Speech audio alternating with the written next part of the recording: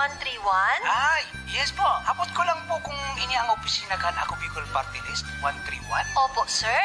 This is 131 Ako Bicol Party List. How can I help you? Abot ko lang po kung 131 ang numero kan ako Bicol Party List sa baluta. Ay, iyo tabi. 131 ang numero kan Ako Bicol Party List sa balota. Ako Bicol Party List. Katabang na, kasurog pa. Number 131 sa balota. Ako, si Jericho Rosales, sarong aktor, kasurog kang kalikasan, Oragon, Bicolano. Ang boto ko, Ako Bicol. Ako Bicol, katabang na, kasurog pa. Ako Bicol, 131 sa balota. This political advertisement paid for and by Ako Bicol Political Party, second floor, Embarcadero de Legazpi, Barangay 27, Victory Village, South 4500, Legazpi City, Albay, Philippines. Sa tunggistohon ang mga nag-aaspirar sa manlain-lain na pwesto ngunya na paabuton ng May 12, 2025 election. Aramon ang sa indang mga kwalifikasyon, karakter, asin pananaw sa mga manlain-lain na issues kan komunidad. Mga plataforma asin programa. Taknuwi ka!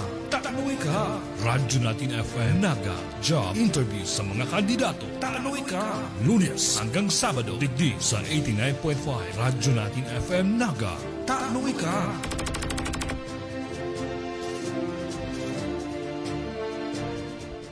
Magandang araw po sa inyong lahat at welcome po sa ating programang Taano Ika, the Radyo Natin Naga Job Interview kung saan po ay iniimbitahan po natin at ini-interview sa ating hot seat job interview ang ating mga aplikanteng kandidato para sa darating na May 12, 2025 national and local elections. At sa araw na to, tayo po ay nabiyayaang mapaunlakan ng isa sa mga kumakandidatong party list para po sa darating na eleksyon. Ito po ay walang iba kundi ang 131 Ako Bicol Party List. At nandito po ang kanilang third member, ang masasabi kong mucho guapito na third member. Lahat naman sila mga mucho guapito. Pero since first time namin siyang makakasama natin ngayon, syempre, siya muna ang pinaka. Walang iba kundi si Attorney John Chan. Good morning, Attorney. Good morning po, Mama Jana. Maray na aga po. Maray na aga po. And salamat po sa oras at panahon na naibigay niyo po sa amin sa araw na ito. Thank you rin po, ma'am. Salamat po. So, Attorney, alam ko busy-busy po kayo kasi hindi lang naman Naga ang pinupuntahan nyo. So, let's get it on with our job interview. Ano Hindi po? po, ma'am. Pero syempre, lahat naman po tinatanong namin pag job interview na ipakilala nila yung sarili nila para naman mas makilala ng ating mga tagapakinig, ng ating nanonood, kung sino nga ba si third nominee ng 131 Ako Bicol, Attorney John Chan. Opo, ma'am. Yun po, ako po si Attorney Jan Almario Chan. Isa po akong abogado at senior partner po ngayon sa the law firm of Chan Robles and Associates. Ang tatay ko po ay galing sa Rapu-Rapu, Albay. Kaya naman po ay taon-taon po ay nauwi po kami sa Rapu-Rapu. Ako po ay nag-aral ng abogasya sa Ateneo de Manila Law School. Tapos pagkatapos po nito ay nag-Master of Laws po ako sa University of California, Berkeley para po mag-specialize on renewable energy, clean technology, pati po environmental law. Pero syempre, gusto po natin magsilbi po dito sa Pilipinas kaya umuwi rin po ako dito pagkatapos ng masters. At nag-consultant din po ako in addition sa law firm practice sa USAID, sa United Nations, sa WWF Philippines, sa PNOC, pati rin po sa DOE, ma'am. Attorney, pwede po bang malaman kung single pa po or may asawa na? Wala pa pong asawa pero meron pong inspirations. Wow, yun ang gusto kong marinig, Attorney. Ayan, mga kaibigan, tayo po pala ay naririnig live sa aming radio frequency 89.5 FM.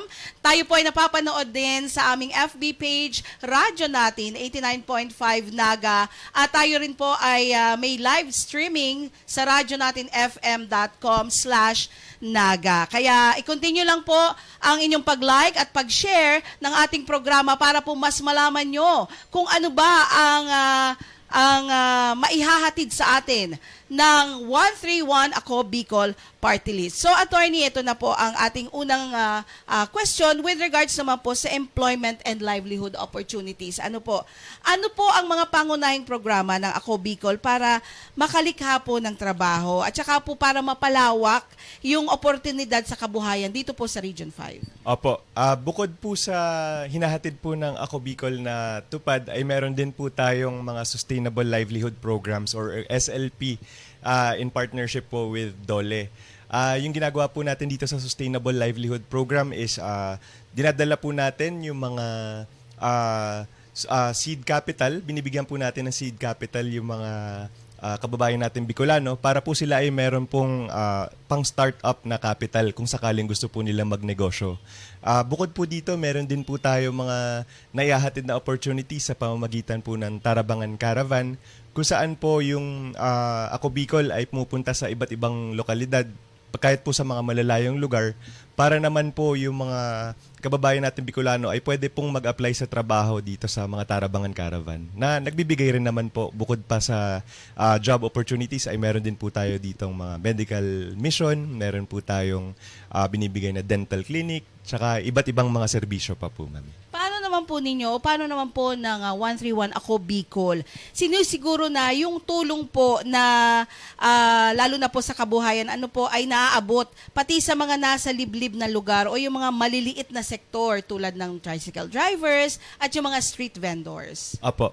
Bukod po dun sa Tarabangan Caravan na hinahanap po na Ako Bicol, yung mga lugar na nangailangan po nito, na kahit po ay nasa isla ay pinupuntahan po na Ako Bicol, meron din po tayo mga barangay coordinators na nilalagay po sa bawat barangay po, bawat localities po dito sa Bicol para mas madali pong maabot po ng mga serbisyo ng Ako Bicol yung mga kababayan po natin Bicolano.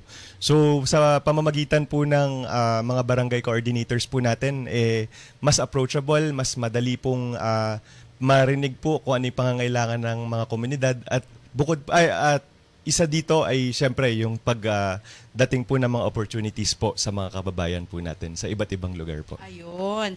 Manungod naman po sa food security or yung affordable basic goods. Ano po? Paano po sinusulong ng Ako Bicol ang food security? Lalo na sa gitna ng mataas na presyo po ng bigas at ng iba pa pong bilihin. Opo, actually nakikita po natin na problema to ngayon dahil tumataas po yung presyo ng mga bilihin pero yung sweldo siyempre pareho pa rin. So ang Ako Bicol po ay naniniwala na ang isa sa mga pinaka-importanting issues na ma-address ngayon ay yun nga po, ang food security. So isa pong ginagawa ng Ako Bicol dito ay lumalaban po tayo na magkaroon po ng para sa mga rice subsidies, yung mga taripa po para sa mga ini-import po nating rice ay pinapababa po natin. At saka syempre bukod po dito sa sa mga policy aspects po na tulong ay meron din po tayong ginagawa na mga projects ang Ako Bicol tulad ng solar powered water irrigation systems. Na yung solar powered water irrigation systems po ay magbibigay po ng capacity sa mga kababayan po natin, sa mga magsasaka na makapagtanim po at saka makapag-ani all year round. Imbis na may iba po kasi tayo dito na farms na umaasa po sa ulan, pag meron po tayong solar-powered water irrigation systems, ay meron na po tayong sustainable at saka continuous po na access sa tubig na pwede po nating maiayos po yung mga farm po dito. So, yun po, taken all together, doon po natin mapapababa yung presyo ng food po. Since napag-uusapan na po natin yung tungkol sa mga magsasaka and farming, may mga proyekto po ba ang Ako Bicol na yung para po matulungan ang mga magsasaka at saka yung mga mangingisda po natin na direktang makapagbenta ng ani at yung mga huli po nila sa mas patas na presyo? Opo, actually napakaganda po yun kasi ang Ako Bicol po ay sumusuporta po sa Kadiwa Market po na programa po ng Pangulo natin kung saan natatanggal po ang middleman mula sa farm, diretso na po natin na naibebenta sa mga consumers yung mga produkto po. Kaya kung walang middleman ay sigurado po bababa po yung presyo nito. Tapos bukod po dito ay meron din po tayong mga farm to market roads po na sinusuportahan ng Ako Bicol. Kasi pag maganda po ang mga infrastructure po natin pagdating po sa farm to market, nasusuportahan po nito yung mission po natin na mapababa yung bilihin po. Makikita natin na yung wala pong wastage, dire-diretso po ang pag-production, pwede na pong madala sa market, katulad po ng Kadiwa Market, para naman yung presyo po ng bilihin ay bumababa at nasusuportahan din po natin yung mga lokal po nating mga magsasaka. Alam niyo po mga kaibigan, ang Ako Bicol Party List po talaga, marami po talaga silang programa na inihahandog po para sa ating lahat. So ito pong mga tinatanong namin sa kanila, kung mapapansin niyo po, isa-isa po yan, tungkol po yan sa mga inilalatag nila sa ating mga programa na iyo po yung hinahatid nila para po sa ating mga mamamayan. Hindi lang po dito sa Naga, hindi lang po dito sa Bicol. Ano po? So with regards naman po, attorney, sa training and skills development for better job opportunities, ano po? Ano-anong klaseng skills training ang pinupunduhan po o yung isinusulong ng Ako Bicol para po sa mga kababayan natin? Opo, pagdating po sa skills training ay may partnership po ang Ako Bicol with TESDA para po makapagpahatid po tayo ng mga courses sa mga kababayan po natin dito na gusto pong mag-aral po ng mga technical vocational courses na pwede pong makapag-apply sila ng trabaho both locally pati po sa abroad. So yung mga katulad po ng courses ng carpentry, ng welding, automotive, meron po tayo yung computer servicing, pati rin po yung uso ngayon, yung pag-nail technician po. Meron din pong mga ganong ino-offer ngayon. Na ang maganda po ma'am ay meron po dito na yung NC Level 2 na certification na hindi lang po dito recognized pero pati po sa ibang bansa, recognized po ng mga companies na naghahanap po ng mga employees po nila. So ito po yung mga tulong po natin pagdating sa skills development po dito sa rehiyon po natin. Pero paano naman, attorney, nasisiguro ng Ako Bicol Party List na yung mga trainings na yan may kakahinat na trabaho na talaga para sa kanila? Opo. Actually, yun nga po, maganda na hindi lang po tayo tumitigil sa pagbibigay ng courses.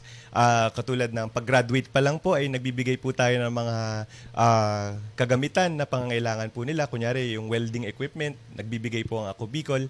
Pero bukod po dyan, ay meron din po tayong mga job matching na ginagawa po sa mga graduates po natin. Nang pagka-graduate po nila, ay meron po silang mahanap na trabaho dahil meron po tayong mga kaibigan na mga business owners na naghahanap po ng mga employees na pinoprovide po ng courses po nito, yung mga pangangailangan din, ang mga hinahanap po nilang mga trabaho. So sinisigurado po natin na hindi nagtatapos sa pag-aaral sa TechVoc courses, pero sinisigurado po natin na nakakahanap din po sila ng meaningful and dignified livelihood pagkatapos po ng courses po na to. Maganda, attorney. Pag-usapan naman po natin yung quality healthcare. Ano po? Paano naman po nasisiguro ng Ako Bicol Party List yung mga kababayan natin na paano po natutulungan? Ano po yung mga kababayan natin na walang sapat na pambayad sa ospital o kaya po sa pambili ng gamot? Opo, actually isa yung malaking problema dahil syempre pag iniisip pa natin yung kalusugan natin, na problema tayo dito, ay apektado ang lahat na aspeto po ng buhay natin. So sa Ako Bicol po ay sinusuportahan, ay meron po kaming zero billing policy po pagdating po sa mga partner public institutions katulad po ng sa BRHMC o yung Bicol Regional Hospital and Medical Center dahil sa pag nag-avail po sila ng zero billing policy po na to, hindi po nila kailangan magbayad sa ospital. Yung mga laboratory, yung mga check-up, hanggang po sa medical professional fees ay sagot na po ng zero billing policy po na to. At bukod po dito ay meron din po tayong partnership with DOH na ihahatid po natin yung ma-IFIP po nila, na yun nga rin po, ang layunin po ay wala na pong bayaran yung mga kababayan natin pag nagpapagamot po sila sa mga hospitals po. Alam po natin na may mga infrastructure projects din ang Ako Bicol. So ano po yung mga infrastructure projects with regards to healthcare? Opo, actually isa sa mga flagship at saka pinaka-proud po kami na project ay yung pagpapatayo po ng Bicol Regional Hospital and Medical Center or BRHMC sa Bicol, na layunin po nito ay magkaroon po tayo ng world-class na hospital dito sa rehiyon po natin. Na mga kababayan po natin, hindi na po kailangan pumunta all the way sa Metro Manila tulad po ng St. Luke's o kaya sa Medical City para makakuha ng world-class na service po pagdating sa hospital. So ang layunin po nito ay dito po sa mismong rehiyon po natin. Meron na po tayong BRHMC na world-class hospital kung saan meron po tayong 3 gusali na isa 10-story legacy building po. Meron din po tayong 2 20-story na building kung saan meron po ditong mga specialized na women's and children's care. Meron din po tayo mga specialty care na facilities. So dahil po doon ay despite meron po tayong world-class na facility, sinisigurado po natin na sa BRHMC na isang public hospital ay na-apply din po dito yung zero billing policy kung saan world-class yung serbisyo pero hindi naman po world-class yung presyo kasi libre po yung yung pagpapagamot. Yun, ang ganda naman nun, attorney. Punta naman po tayo sa quality education kasi lagi nating naririnig na merong mga magulang na naing dahil kinukulang sila ng mga pambayad nila sa eskwelahan. So ano naman po yung ginagawa ng Ako Bicol para po matulungan yung mga estudyante natin na hindi kayang tustusan yung kanilang mga pag-aaral po? Opo, naniniwala po tayo sa Ako Bicol na ang edukasyon, it's the great equalizer. Meaning, pag meron kang edukasyon ay mas capacitated ka, mas kaya mong lumaban sa kahirapan. Kaya naman po ang Ako Bicol, dahil po sa paniniwalang ito, ay sumusuporta po tayo sa mga estudyante na gustong makapag-aral through the educational assistance, mga scholarship grants na binibigyan po ng 10,000 pesos po yung college na students o kaya 5,000 po pagdating po sa mga senior high school students. At dahil dito po ay nakikita po natin na mas kaya po ng mga estudyante natin na makapag-aral at saka makapagtapos po sa eskwelahan. So yun po, yung financial scholarship grants po at saka educational assistance. Ayan. Bukod po sa financial aid na binibigay na Ako Bicol, may iba pa po bang ginagawa ang ating party list para po mapaganda yung kalidad ng edukasyon dito po sa Region 5? Apo. Dito po sa Region 5 ay yung Ako Bicol meron po mga proyekto tulad po ng pag-i-improve po ng mga infrastructure ng mga eskwelahan natin. Dahil lagi ko pong naririnig pag nag-iikot po ako sa Bicol na yung isang malaking problema po ay ginagamit yung paaralan for other purposes tulad po ng evacuation center. So pag nag-focus po tayo na ayusin yung infrastructure ng mga eskwelahan, purely education po yung gagawin dito at hindi na po magsasuffer yung quality ng mga infrastructure pag ginagamit po natin sa ibang mga bagay.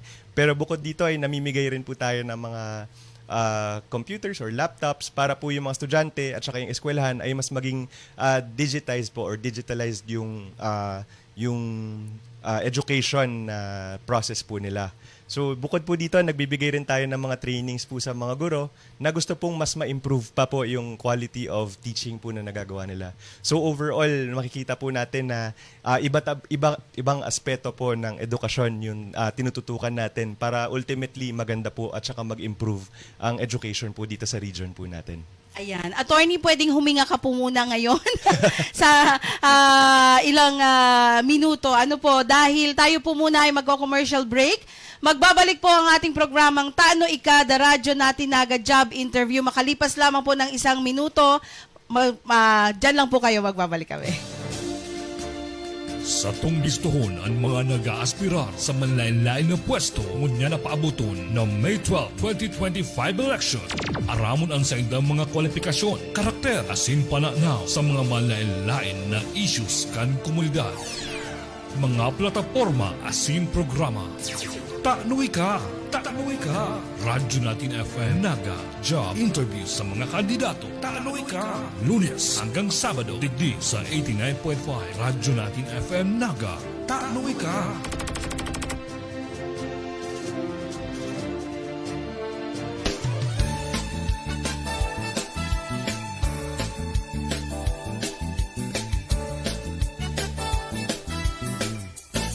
It's a great way to complete your day. 89.5 Naga City. Manoy, paano nga na pagboto sa Ako Bicol Party List? Madali man sana. Hanapon mo lang ang numero 131 sa listahan kan mga party list sa balota. Aw iyo, number 131 pala ng Ako Bicol Party List sa balota? Dangan i-shade mo ang kataid na hugis bilog na may numero 131 para sa Ako Bicol Party List. Basta tandaan mo, para maging balido, sarong party list lang ang iboboto mo. Ah, okay. Madali man sana pala hanapon sa balota ang numero 131 Ako Bicol Party List. Ako Bicol Party List. Katabang na, kasurog pa. Number 131 sa balota. Paring Juan, kumusta? Mukhang big time ka na ngayon ah. Napagtapos mo na yung anak mo sa kolehiyo. May sariling negosyo pa. Anong sikreto mo? Pagsusumikap, sipag at tiyaga lang sa pagsasaka, paring Pedro.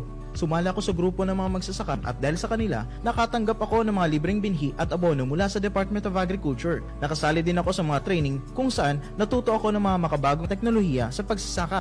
Nakakahiram din ako ng mga libreng makinarya na bigay ng DA sa kanila. Dahil dyan, mabilis akong nakaipon dahil sa nadagdagan ng aking ani at kita. Mainam pala talagang maging miyembro ng grupo ng mga magsasaka. Hindi lang ikaw ang uunlad, kundi pati na rin ang iyong kapwa magsasaka. Kaya ano pang hinihintay mo, paring Pedro? Tara na sa opisina ng Farmers Association namin. Sagot ko na ang membership fee mo. Hinihikayat ng Department of Agriculture ang mga magsasaka na magmiyembro sa mga farmers, cooperatives and associations. Para sa karagdagang impormasyon, makipag-ugnayan sa opisina ng DA Bicol, Barangay San Agustin Pili, Camarines Sur. Sarong serbisyo publiko kan Department of Agriculture sa Bicol.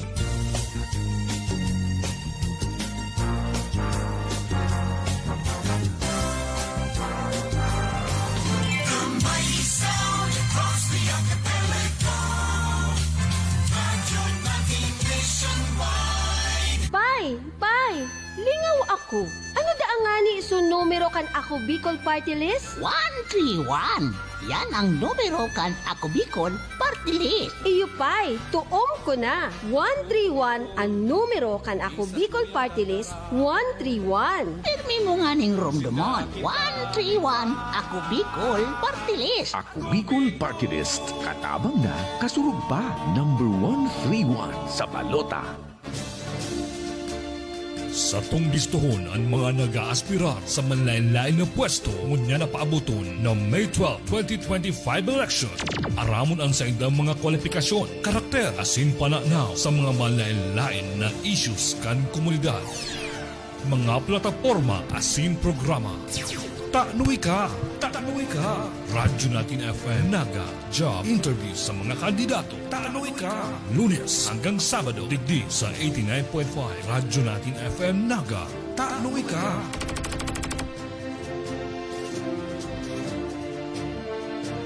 Nagbabalik po ang ating programang Taano Ika, the Radyo natin Naga Job Interview, kung saan po ang kasalukuyang aplikanteng kandidato po natin sa araw na ito ay walang iba kung hindi ang isa sa ating mga party list na 131 Ako Bicol. Ayan. At kasama po natin ang kanilang third nominee na si Attorney Jan Chan. Since kanina po nailatag na ni Attorney ang kalahating bahagi ng kanilang application platform at nabigyan niya ng kasagutan ang mga programa na ibinibigay, inihahatid sa atin ng 131 Ako Bicol Party List, balikan natin si Attorney at gusto ko lang pong malaman, Attorney, since nasanay po kami na nandyan si Attorney Saldico and previously yung second nominee po na si Attorney Jill Bongalon and now si Attorney Pido Garbin po. Ngayon may third nominee. Paano po ba yung naging proseso na kayo po ay nakuha ng Ako Bicol? Kayo po ba ay nag-apply? And what inspires you to be part of 131 Ako Bicol Party List? Apo. Actually, ma'am, nung bata pa lang ako nakikita ko na po na aktibo talaga ang Ako Bicol Party List dahil nasubaybayan ko na po through my father yung service po na binibigay na Ako Bicol na nakita po natin na 2006 as SOS Bicol ay tayo po to para rumesponde agad sa mga disaster na mga tinatamaan po ng kalamidad po dito sa bayan po natin. So nakita ko po nung 2006 pa lang, nung bata pa lang ako, tas 2010 nung naging regional party na po siya, party list na po siya, na nagbibigay ng boses po sa mga kababayan natin Bicolano on a national level. Nakita ko po na nakaka-inspire yung tuloy-tuloy po nila na pagbibigay suporta at saka tabang po dito sa lugar po natin. Na kumpara po sa ibang party list, ay nakita ko po yung sincere na desire po ng Ako Bicol para po tumulong po sa mga kababayan natin. Kaya naman po hindi lang kapag election ay nandyan po sila. Pero all year round, since 2006, since 2010 ay nakikita po natin na yung pagtabang, yung padagos na pagtabang po ng Ako Bicol sa bilog na rehiyon po natin. Pero yung sa proseso naman, ma'am, hindi naman po ako talaga nag-apply. Pero parte po kasi ako ng Ako Bicol noon pa bilang policy, tumutulong po sa policy research, tapos tumutulong din po ako sa pagdadraft po nila ng mga batas. So nakikita ko na from hearing out po yung needs at saka yung mga kaipuhan po ng mga kababayan natin hanggang sa pag-translate nito into laws that respond to the needs of our region, nakikita ko po na aligned po talaga yung advocacy ko po at saka yung Ako Bicol, yung core mission niya na maiahon po yung buhay ng mga Bicolano. So sa tingin ko po, ito po yung alignment po na ito yung rason kung bakit napili po ako na Ako Bicol na maging third nominee po nila. So, ayan. Since nasa radyo po tayo, attorney, and nakaabot po sa aming kaalaman ang iyong talento sa pag-awit, baka naman po mabigyan mo kami ng pagkakataon para naman madiscover rin ng ating mga kababayan ang iyong talento sa larangan ng pag-awit. Baka naman po pwede mo kaming sampulan. Opo, yung job interview po may talent portion po pala. Talent portion po kami dito. Ano bang pwedeng song? Okay lang po yung kay Frank Sinatra na. Okay lang po. Maski basta haranahan mo po kami ngayon. Sige po. Game. Fly me to the moon and let me play among the stars. Let me see what spring is like on Jupiter and Mars. In other words, please be true. In other words, I love you.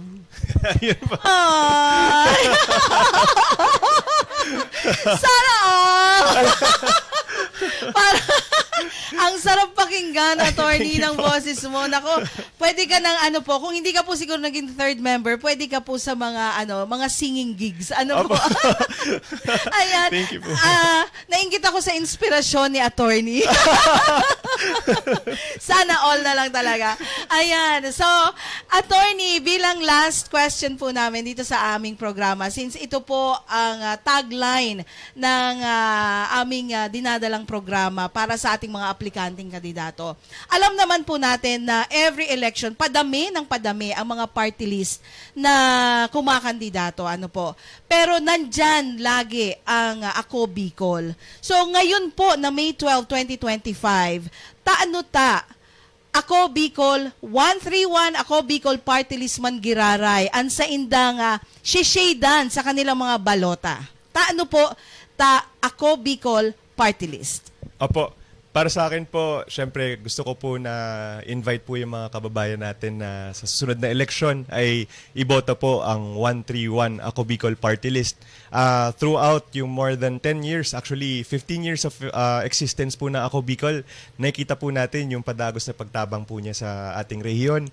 Nakikita po natin na sinisigurado po ng Ako Bicol na ang boses po natin as a region, lahat ng pangangailangan po natin mga Bicolano ay nadadangog po na Ako Bicol at naipaparating po sa buong bansa at sa national level, lalo na po sa Kongreso, na sa pamamagitan po nito ay nakakagawa po tayo ng mga batas, ng mga programa po na nagbe-benefit po talaga ang mga Bicolano at sinisigurado po natin na walang Bicolanong maiiwan. Kaya naman po, ini-invite ko po kayo, yung mga nakikinig po na sa darating na eleksyon, boto nyo po ang number 131 Ako Bicol. Nasa likod po to ng balota sa 4th column sa kanan. Makikita nyo po ang number 131. Tapos shadean lang po natin yung bilog o yung itlog sa tabi ng number 131. At remind ko lang po sila na make sure not to overvote. Isa lang po yung pwede na ibotong party list according to COMELEC rules. So pag nag-vote po kayo ng 2 or more ay may invalidate po yung boto nyo. So sayang naman po yung ipinunta natin sa voting precinct. So yun lang po, number 131 Ako Bicol po yung iboto sana natin. Ayan mga kaibigan, ha, wag po natin kalimutan sa darating na May 12, 2025 election, ang ating pong i-shade ay yung 131 Ako Bicol Party List. Isa lang po ha, reminder again, ulitin ko yung sinabi ni Attorney Jan Chan, isa lang po ang shadean nyo sa pagboto sa party list kasi sayang naman talaga kung gagawin yung 2 o 3. Ano po, sayang naman kasi hindi sila mabibilang. Maraming salamat po sa oras ninyo. Maraming salamat, Attorney, Maraming sa salamat, panahon at sa oras na ibinigay niyo po sa radyo natin 89.5 Naga. At sa lahat po ng nakinig, nanood, maraming salamat po sa pagsama niyo sa amin. Ito po ang Taano Ika, the radyo natin Naga job interview kung saan wala po kaming pinipiling aplikanteng kandidato dahil kayo po ang pipili sa kanila. Maraming salamat and to God be all the glory. Sa tong listohon ang mga nag-aaspirar sa manlain-lain na pwesto ngunya na paabuton ng May 12, 2025 election. Aramon ang sa indang mga kwalifikasyon, karakter, asin pananaw sa mga manlain-lain na issues kan komunidad. Mga plataforma asin programa. Taanoy ka! Taanoy ka! Radyo natin FM Naga job interview sa mga kandidato. Taanoy ka! Lunes hanggang Sabado digdi sa 89.5 Radyo natin FM Naga. Taanoy ka!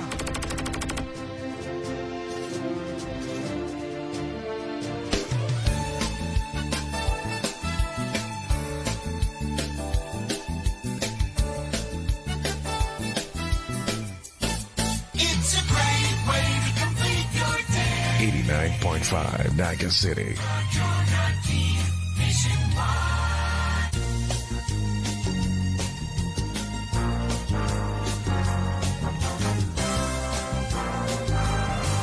The mighty sound across the archipelago. Radio Natin nationwide.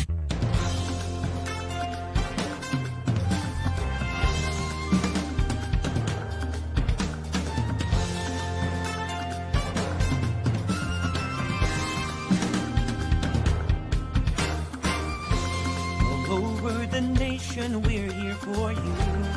Friendly companion wherever you are. Giving the latest news and playing the best music that you love. With more than 100 stations nationwide, broadcasting live. We are the biggest FM radio network. Radio Your friendly radio. Reaching the entire archipelago. Your friendly radio. Your radio. Your friendly radio. Reaching the entire archipelago.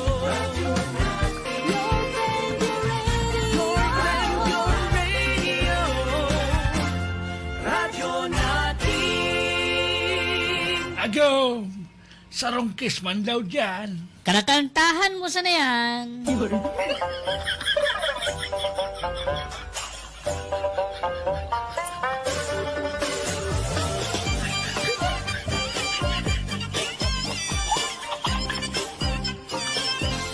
Radio Natin nationwide. Numero 6.